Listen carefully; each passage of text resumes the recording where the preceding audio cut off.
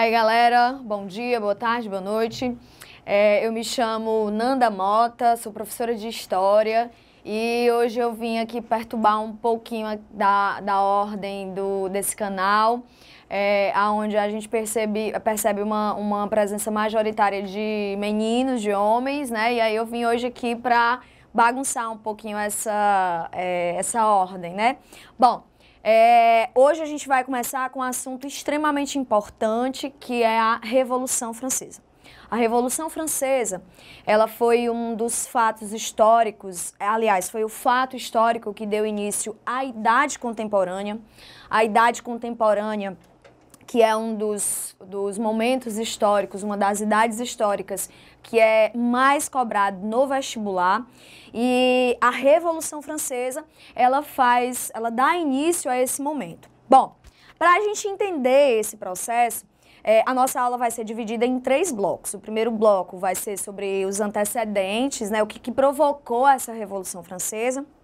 No segundo bloco, nós vamos tratar sobre as fases da Revolução, as nuances da Revolução.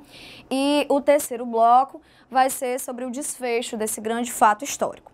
Para a gente iniciar essa discussão, né, essa nossa conversa sobre Revolução Francesa, a gente precisa entender um pouco, aqui no slide, a gente precisa entender esse termo revolução. O que significa revolução, professora? A revolução, essa palavra, a etimologia da palavra revolução, quer dizer profundas transformações. E foi justamente isso que marcou esse processo na França. A revolução, ela provocou profundas transformações de cunho econômico, político, cultural, social. E a gente vai perceber no decorrer da nossa aula que essas transformações, elas foram desde, por exemplo, a mudança do nome dos meses do ano, quanto a toda a desconfiguração da antiga ordem social, que a gente vai perceber que perdurava na França na França e na Europa durante toda a Idade Moderna. Pois bem, esclarecido esse ponto sobre revolução, a gente tem logo em seguida, né, essa Revolução Burguesa. A Revolução Burguesa, que foi, na verdade, uma revolução, óbvio, encabeçada por uma classe social chamada de burguesia. Nanda, quem foi a burguesia, né?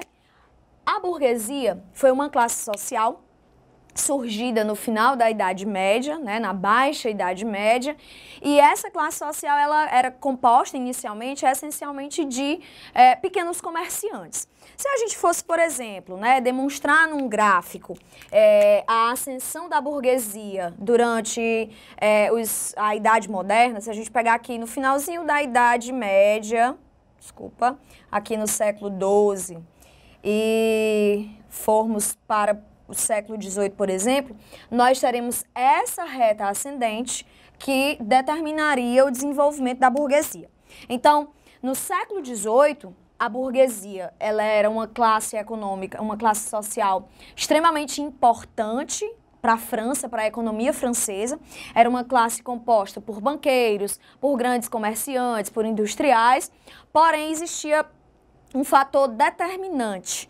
A burguesia ela não tinha poder político, né? A burguesia ela não tinha representatividade política. Essa representatividade política ela estava resguardada ainda para o clero e a nobreza. A gente vai já ver no segundo slide sobre essa divisão social que existia na França, tá? Bom, os antecedentes da Revolução Francesa. A gente pode perceber que durante o século XVIII, né, a partir de 1710, 1720, até o final do século XVIII, a França ela passa por um grande aumento populacional. No início do século XVIII, a França tinha por volta de 16 a 17 milhões de habitantes. No final do mesmo século, a França vai contar com um contingente populacional de cerca de 25 milhões de pessoas. Esse aumento populacional, é óbvio, demanda o quê, galera? Demanda um acompanhamento da estrutura social, da estrutura econômica, da estrutura política. E a gente vai perceber que a França, apesar de, sim, a burguesia ser uma classe que dinamizou a economia, ser uma classe que vai fazer com que a França avance no sentido da Revolução Industrial, a França ainda se mantinha muito fiel aos moldes feudais. A França ainda se mantinha muito fiel aos costumes feudais. Então, a gente pode perceber que a maioria populacional da França ainda era rural. Essa população rural, ela era extremamente explorada por conta, para a gente perceber essa exploração. Desculpa, passei aqui o slide. Para perceber essa exploração, a gente essa exploração, ela era uma herança feudal. Essa exploração, se a gente voltar um pouquinho lá na Idade Média, a gente vai perceber que o servo, ele pagava uma tributação muito alta. Praticamente tudo que ele produzia era para ser pago como impostos. E essa tributação exorbitante, ela perdurou até a Idade Moderna. Na França, no século XVIII, a gente percebia esses resquícios feudais ainda muito fortes. E os camponeses ainda tinham uma tributação muito alta. Por exemplo, estima-se que cerca de 70% de tudo que o camponês francês no século XVIII produzia era para ser pago como imposto. Se a gente fizer um link, uma coisa que o Enem adora fazer, se a gente fizer um link rapidinho aqui com a atualidade, o Instituto Brasileiro de Planejamento e Tributação fez uma pesquisa em maio de 2016 e essa pesquisa mostrou que hoje que o brasileiro ele paga cerca de 42% de imposto, ou seja, isso quer dizer que o brasileiro tem que trabalhar 153 dias para poder pagar toda a carga tributária que é atribuída a ele, que é exigida dele, né? Então, fechando esse link, vamos voltar lá para as questões sociais da França, tá? A gente vai perceber que esse camponês era extremamente explorado, as condições de produção agrícolas eram extremamente rudimentares e isso fez com que a produção agrícola não acompanhasse esse aumento populacional. Isso vai provocar o quê? Provoca uma crise de abastecimento. Então, a gente vai perceber que está se formando, a gente está desenhando um conjunto de fatores que vão fazer com que a França mergulhe numa intensa e numa profunda crise econômica e também política, tá? Voltando aqui para o slide, fazendo uma abordagem política, a gente vai perceber que funcionou também como um antecedente que contribuiu para a Revolução Francesa, o sistema político que vigorava na França, né? Desde o final da Idade Média, durante toda a Idade Moderna, que era o sistema absolutista, né? Para você entender um pouco mais sobre o absolutismo, aprofundar, sugiro que você assista a aula sobre o sistema absolutista. Bom, mais resumidamente, esse sistema, ele demarcava o quê? O poder concentrado nas mãos de um rei. E esse rei se valia da lei do direito divino dos reis, ou seja, que aquele rei ele foi escolhido, aquele rei ele era, na verdade, uma pessoa que tinha uma essência quase que divina, digamos assim. Ele era uma pessoa que havia sido escolhido por Deus para governar. E esse sistema absolutista, ele acabava provocando, ele acabava fazendo com que a burguesia tivesse alguns obstáculos para o seu desenvolvimento. Percebam, na Idade Moderna, a gente vai ver que a burguesia ela tem essa reta ascendente de desenvolvimento. Aqui no século XVIII, durante a Revolução Francesa, a gente percebe um amadurecimento dessa classe social. Embora lá atrás ela tenha aliado forças com o sistema absolutista, aqui já não era mais de interesse da burguesia. Então ela precisava se desvencilhar principalmente desse sistema absolutista e também das práticas mercantilistas. A gente vai perceber que o absolutismo, junto com o mercantilismo, acabavam sendo um entrave para o desenvolvimento da burguesia e para que essa burguesia alcançasse, por exemplo, o capitalismo, né? Então, a gente percebe que esse sistema absolutismo, ele provocava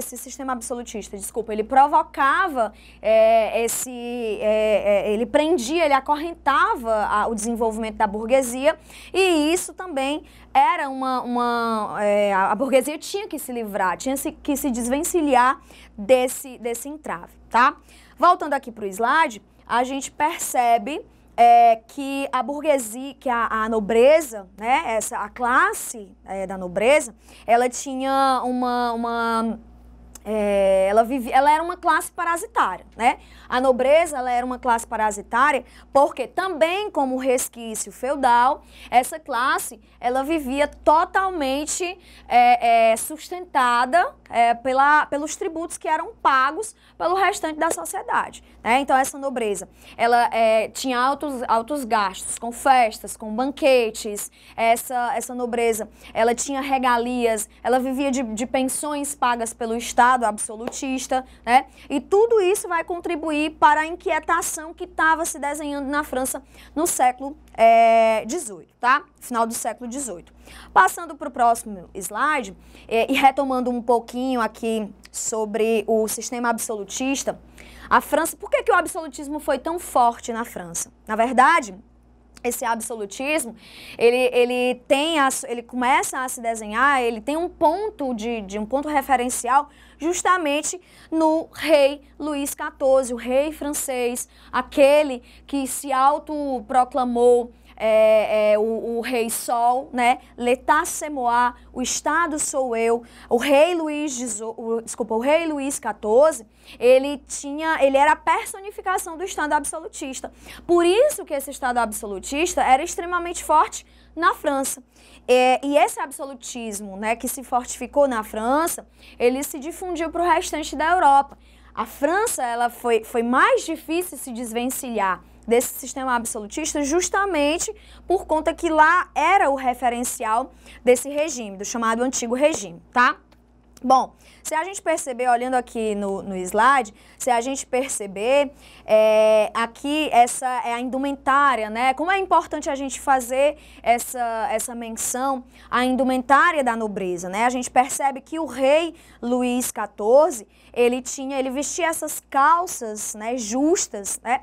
E aí, a classe, o terceiro estado, né, o trabalhador, o camponês, não tinha condições, né, de comprar essas roupas que eram extremamente caras, que eram extremamente pomposas, e o camponês, o trabalhador urbano, enfim, ele usava calças frouxas, né? Por isso que ele era chamado de sans-culottes, né? Ou seja, sem culottes. Essas calças apertadinhas eram os chamados culottes. E o camponês, como não tinha condições, usava essas calças frouxas. No período da Revolução, esses sans-culottes, eles vão ser atrelados à ala mais radical dos revolucionários, aqueles que tinham intenção e queriam profundas transformações.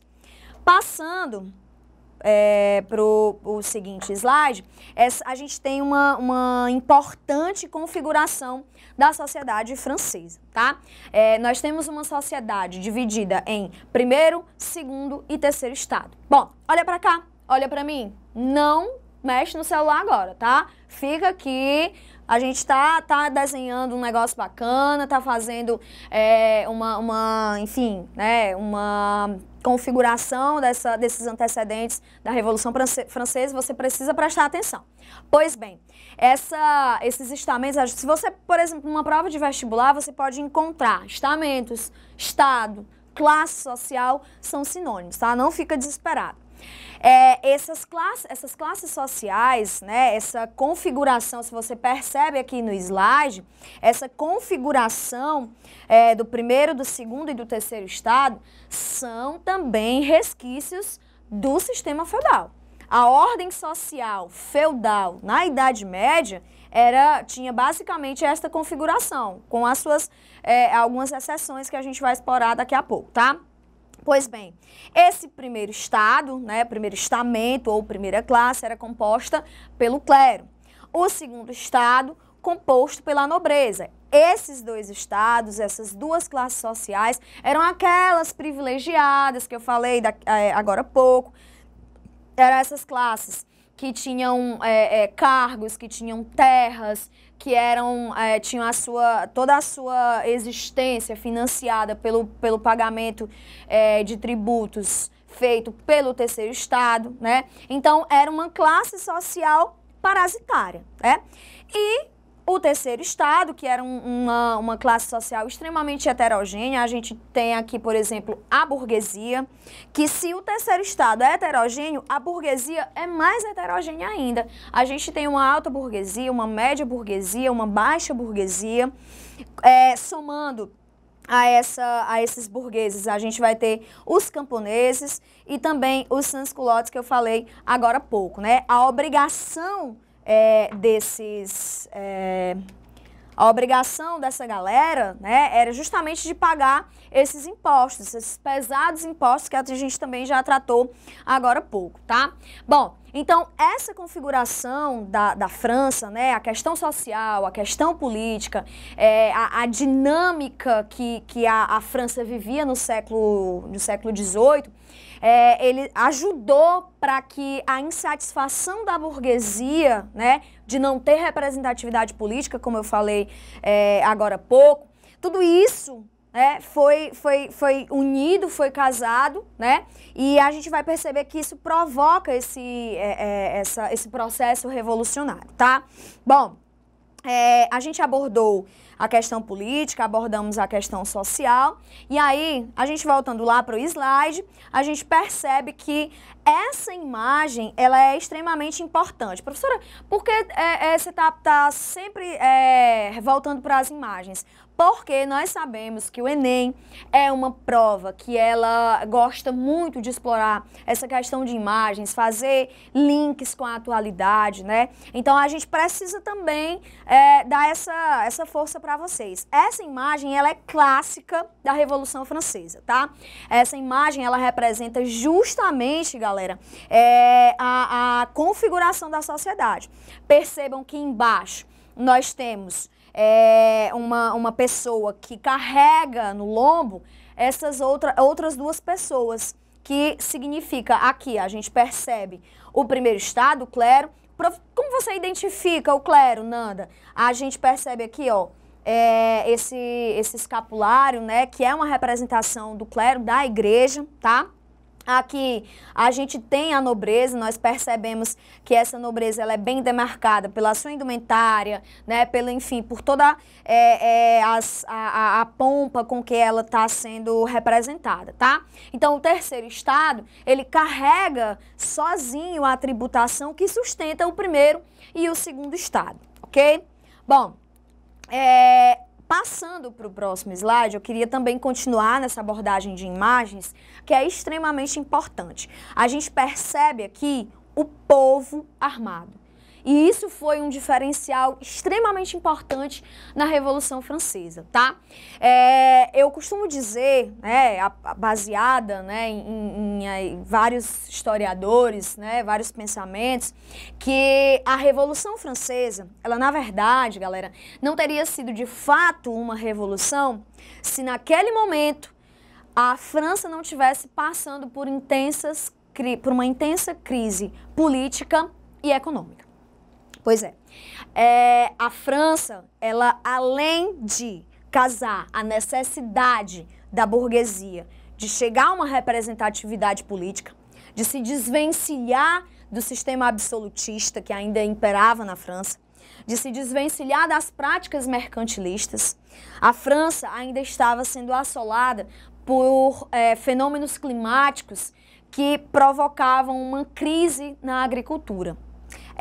A produção agrícola já não conseguia acompanhar ao crescimento populacional e ainda contou com esse fator negativo que foi essa disfunção de fenômenos climáticos. A gente percebe que alguns anos antes de 1789, esse ano de 1789, que foi o ano da Revolução Francesa, o ano que eclodiu a Revolução Francesa, a gente percebe que os anos que antecederam 1789, a França contou com secas extremamente profundas e nos anos seguintes com invernos torrenciais. E a gente sabe que essa disfunção, ela acaba mexendo, provocando alterações na produção agrícola.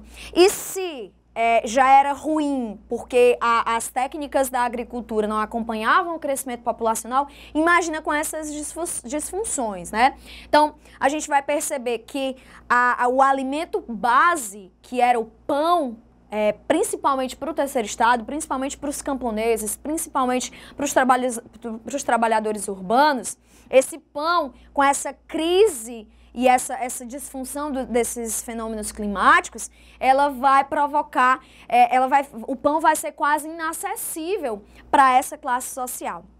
Isso vai provocar uma intensa histeria, uma intensa instabilidade. As pessoas, elas estavam realmente passando fome, né? Então isso vai fazer com que essas classes, os trabalhadores urbanos, os camponeses, também se revoltassem. Quem é que pensa a revolução, Nanda? A burguesia.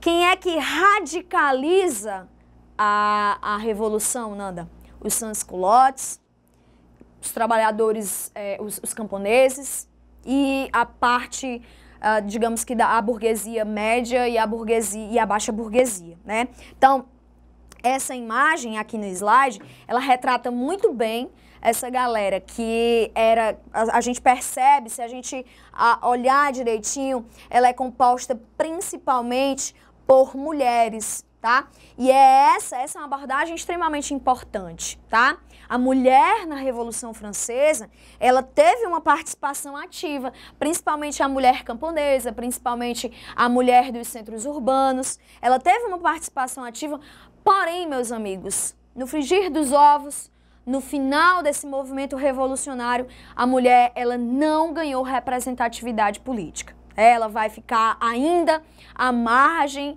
das discussões, das decisões, ok? Bom, passando para a gente se encaminhar para o final desses antecedentes, tá?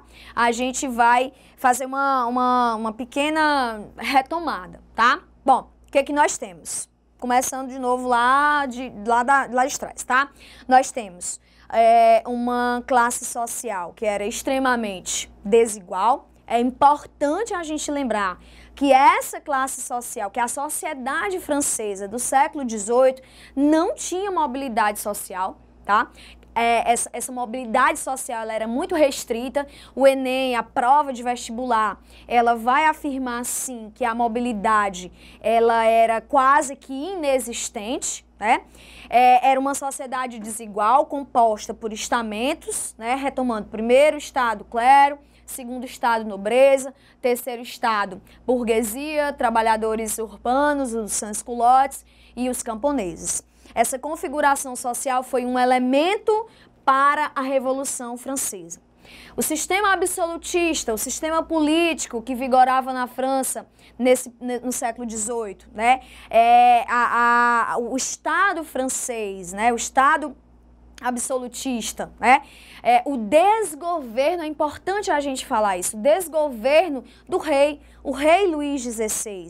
Lá no primeiro slide, a gente tem uma imagem do rei Luís XVI e da sua esposa, Maria Antonieta, austríaca, né?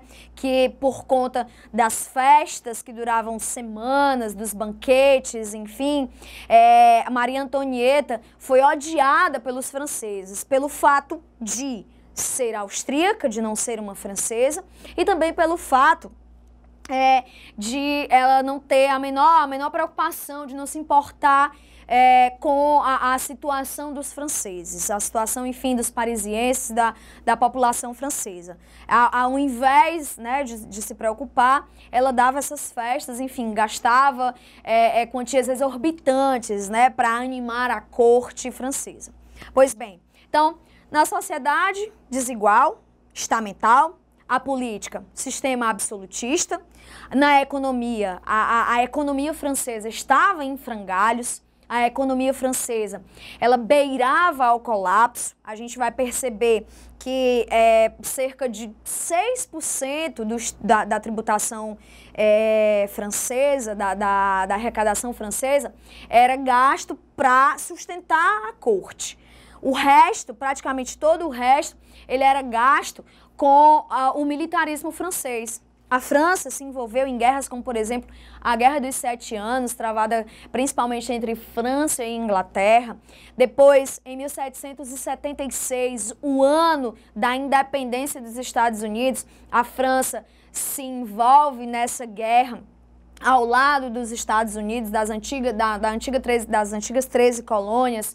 A França, ela demarca a presença junto aos Estados Unidos contra a Inglaterra e, apesar de estar do lado vencedor nessa guerra da independência dos Estados Unidos, a França, ela gastou o que não podia e o que não tinha nessa guerra, para se manter nessa guerra. A Inglaterra perdeu? Perdeu. Mas a Inglaterra, ela se recuperava muito rápido dessas derrotas.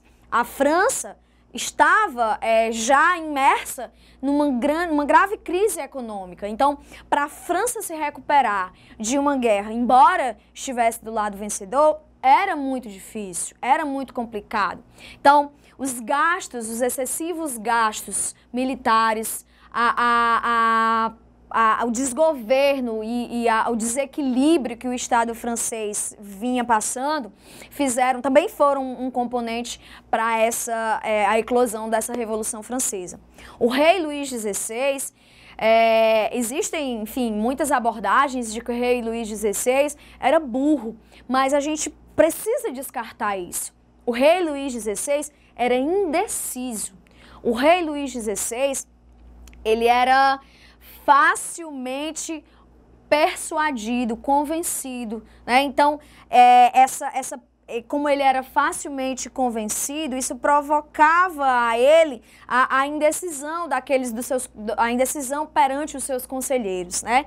Então, essa indecisão, essa falta de firmeza de Luís XVI fez com que o Estado francês, com que o povo francês fosse perdendo a confiança no seu rei. E isso vai provocar um intenso colapso na política, na economia, na sociedade e também no eixo cultural, que a gente vai abordar mais no próximo bloco, tá? Então, galera, essa é a parte dos antecedentes que a gente precisa, são os pontos principais que a gente não pode esquecer para falar sobre Revolução Francesa. Espero vocês no próximo bloco, tá?